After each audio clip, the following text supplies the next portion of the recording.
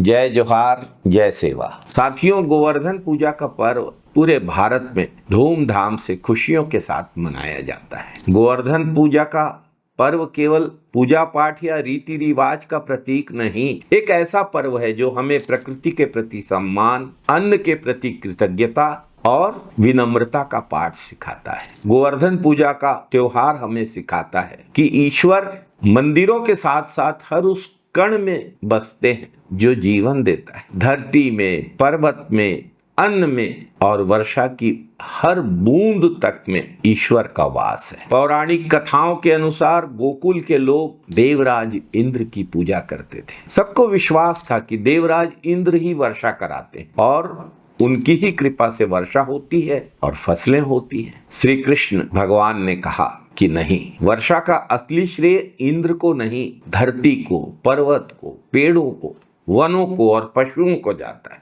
हमें तो देवराज इंद्र की जगह उस गोवर्धन पर्वत की पूजा करनी चाहिए जो हमें अन्न, जल और आश्रय देता है। गोकुल के लोगों ने भगवान श्री कृष्ण की बात मान ली। इंद्र के स्थान पर गोवर्धन पर्वत की पूजा की, जो आज भी भारतवासी करते हैं। क्रोधित होकर इंद्रदेव ने गोकुल पर मूसलाधार वर्षा शुरू कर दी। भगवान श्री कृष्ण ने बाल रूप में ही अपनी छीनी उंगली में गोवर्धन पर्वत को उठा लिया और गोवर्धन पर्वत के नीचे सारे गोकुल वासियों ने आश्रय लिया। गोवर्धन पर्वत ही उनकी रक्षा का कारक बना और भगवान श्री कृष्ण ने इसे संभव बनाया। 7 दिन तक वर्षा कराने के बावजूद जब किसी को कोई नुकसान नहीं पहुंचा तो देवराज इंद्र ने अपनी गलती स्वीकार की और क्षमा मांगी। इसलिए गोवर्धन पूजा का पर्व अहंकार पर विनम्रता की विजय का पर्व है, ईश्वर की करुणा का पर्व है, प्रकृति की शक्ति का पर्व है। इसीलिए गोवर्धन पूजा का त्योहार हम सब मनाते हैं। गोवर्धन पूजा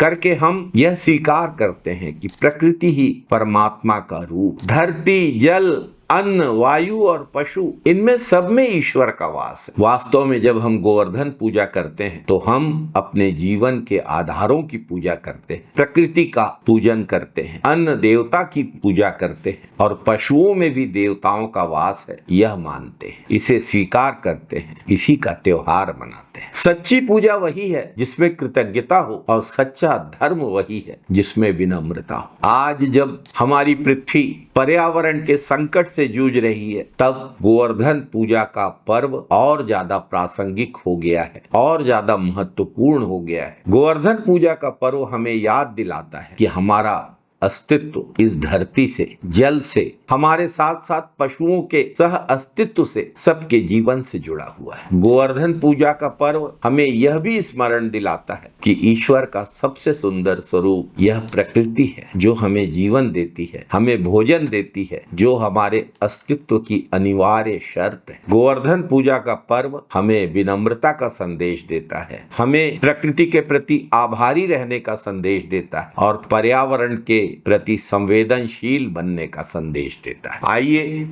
गोवर्धन पूजा के इस पावन पर्व पर हम सब प्रकृति की रक्षा करने का संकल्प लें, गौ सेवा का संकल्प लें, अन्न का सम्मान करने का संकल्प लें, अहंकार त्याग कर प्रेम और कृतज्ञता से जीवन जीने का संकल्प लें। गोवर्धन पूजा को ही अन्नकूट भी कहा जाता है। साथियों, प्रकृति का आदर होगा तभी समृद्धि होगी, खुशहाली होगी। आप सबको असली आवाज की तरफ से गोवर्धन पूजा के पावन त्योहार की हार्दिक बधाई, खूब शुभकामनाएं।